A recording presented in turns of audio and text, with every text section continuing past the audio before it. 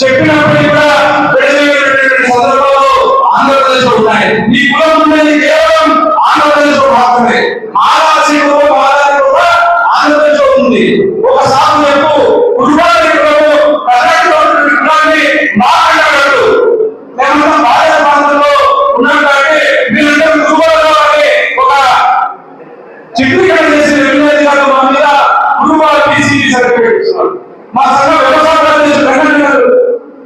1970 నుంచి ఇదే నిబంధనలు మన మండలంలో నిబంధనలు వాళ్ళ సర్టిఫికేట్ ఓటర్ 1970 మాదాసు అయితే మాదాసు ఎక్కడ లేదని ఒక ఏ ఆధారం లేకుండా సాక్షాత్తు జనాభా ఎక్కువ ప్రకారం మాదాసు ఆంధ్రప్రదేశ్ లో సుమారు 24 జిల్లాలో ఉన్నటువంటి వాళ్ళు నివేదించినప్పటికీ కూడా తీసుకుంటా వాళ్ళు చెప్పిన శాసనము వాళ్ళు చేసే రాజ్యాంగంలో మా కుటుంబానికి తీరని రోడ్డు ఇస్తారు. మాకు అనిపిస్తుంది మా రాష్ట్రంలో అధికారులు ప్రకటిస్తున్నారు. కూడా ప్రజాప్రతినిధులు సందర్భం కాబట్టి మీరు ఎన్నికల్లో మా కుటుంబంలో అన్యాయం కూడా మీకు న్యాయమైన పద్ధతిలో న్యాయబద్ధంగా ఎస్సీ వచ్చే విధంగా చేస్తామని చెప్పారు. అదేవిధంగా మిమ్మల్ని మా ఎంపీ మా కోర్సు ఏకమైన వచ్చి వారికి ఇప్పించడం మా అసెంబ్లీలో కూడా ఒక శాసనసభ్యులుగా వారి యొక్క మా కులానికి న్యాయం చేసుకున్నప్పుడు వాళ్ళ మండల సభ్యులు అన్ని గ్రామాల్లో కూడా వాటిలో కూడా ఏకదారిగా మీకు సపోర్ట్ జరిగిందా మీకు మేము అందరూ మద్దతు ఇచ్చాము. దయచేసి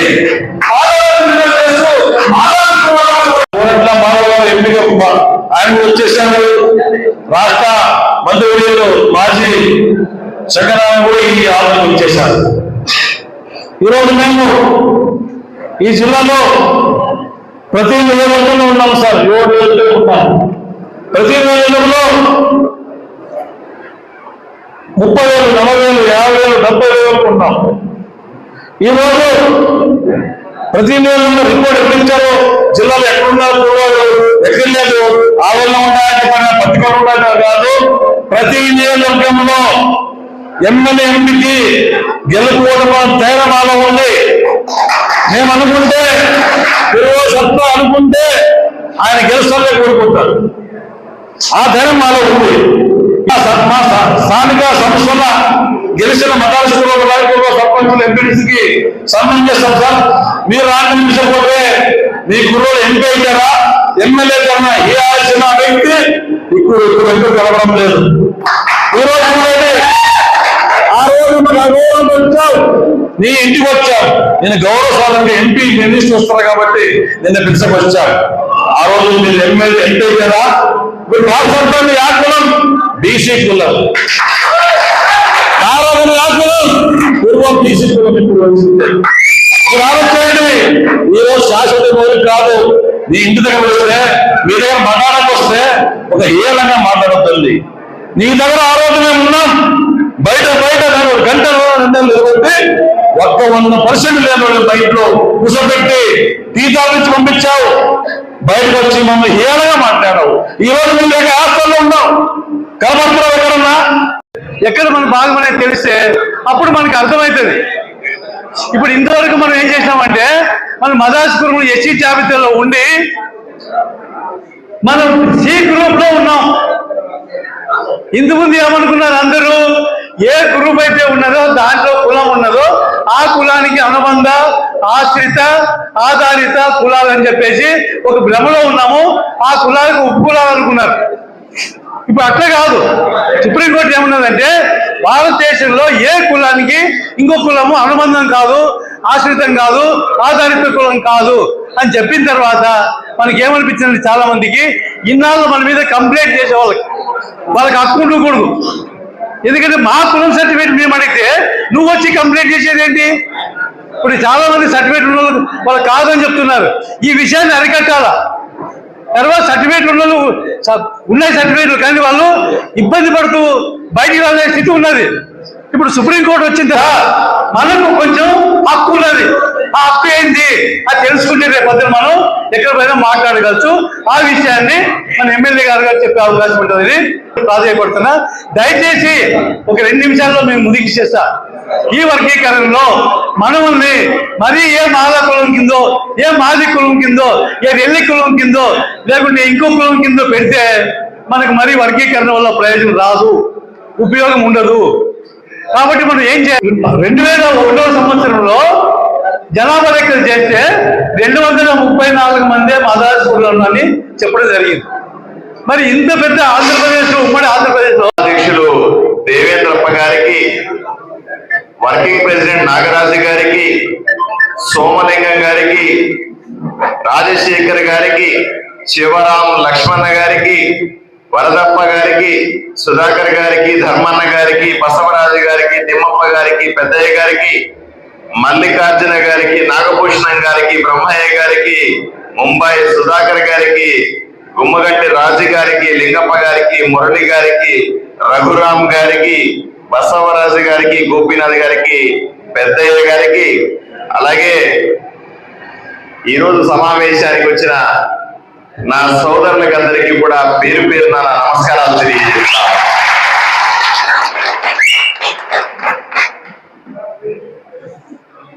ఎన్నోసార్లు చెప్పిన,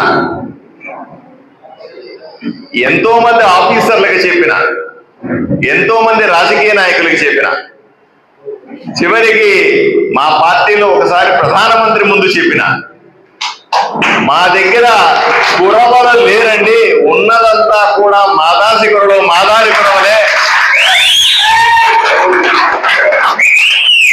దయచేసి ఆ కురవలనే పేరు తీసేయండి, అది వ్యవహారిక భాష, అది ఎవరైతే నోటితో పలకలేరో అలా పలికి పలికి చివరికి మన ఎదురే చెయ్యి పెట్టినారు. ఆ పదమే లేనప్పుడు దాన్ని తీసుకుని మా జీవితాలతో ఎందుకు ఆడుకుంటారని నేను పలుసార్లు చెప్పిన. నేను ఎన్నికల సమయంలో చెప్పలా ఈ మాట, ఎప్పటి నుంచో చెప్తా ఉన్నా. ఎన్నోసార్లు సభలు సమావేశాలు జరిపినప్పుడు నేను జాతీయ కార్యదర్శిగా 3 ప్రముఖంగా చెప్పిన. ఒకటి, మాదాసి కురవలకి ఎస్సీ సర్టిఫికెట్లు ఇవ్వండి, వాల్మీకులను ఎస్టీలో చేర్చండి, ఎస్సీ వర్గీకరణ చేయండి అని 3 కోరికలు కోరినా నేను. దాంట్లో ఒకటి పూర్తయింది. చెప్పంగా నాలాంటి వాళ్ళందరూ కూడా ఎన్నోసార్లు నాయకులు ప్రయత్నం చేయంగా ప్రధానమంత్రి ఒకసారి సీరియస్ అయ్యి ఇది ఇంత పెద్ద సమస్యనా అని ఎస్సీ వర్గీకరణ సీరియస్ గా తీసుకొని హైదరాబాద్ లో ప్రకటించడం, తర్వాత దాన్ని కోర్టు కేసుల ద్వారా ముందుకు తీసుకెళ్లి స్పష్టమైన తీర్పు ఇచ్చి ఈ రోజు ఎస్సీలకు అందరికీ వర్గీకరణ జరగబోతా ఉంది. అది భారతీయ జనతా పార్టీ నరేంద్ర మోదీ గారి చొరవతో జరిగింది. ఇక 2 కారణాలు, 2 కోరికలు ఉన్నాయి నాకు. ఒకటి మాదాసి కురవలు, 2 వాల్మీకులు. ఈ 2 కోరికలు తీర్చుకుంటే నా జీవితం ధన్యమైనట్టే. నాకు ఇక రాజకీయాలతో పనే లేదు. నేను మీకు ప్రత్యేకంగా ధన్యవాదాలు చెప్పాలా. మొన్న ఎమ్మెల్యే మీటింగ్ జరిగింది, ఎమ్మెల్యేలందరూ కూర్చున్నప్పుడు మీటింగ్ జరిగినప్పుడు అప్పుడు నాగరాజన్న వచ్చి అన్న గుర్తు చేసుకుంటా ఉన్నాడు, అయ్యా ఆ రోజు నువ్వు బ్రహ్మాండంగా చెప్పినావయ్యా, మా వాళ్ళకందరికి నేను కూడా అట్లా చెప్పలేకపోతే, నువ్వు మా వాళ్ళందరినీ మోటివేట్ చేసినావు, ఒక్క తాటి మీదకి వచ్చి ఓటేసినారు, నేను ఎంపీ అయిపోయినా, బ్రహ్మాండంగా గెలిచినాము అని ఆయన నన్ను అప్రిషియేట్ చేస్తా ఉన్నప్పుడు చెప్పిన. అది నా గొప్పతనం కాదయ్యా, మా ఆదూరు నియోజకవర్గంలో ఉన్నట్టు మాదాసి కురవల గొప్పతనం. అది మాట కట్టుబడే వ్యక్తులు బలంగా పనిచేసినారు.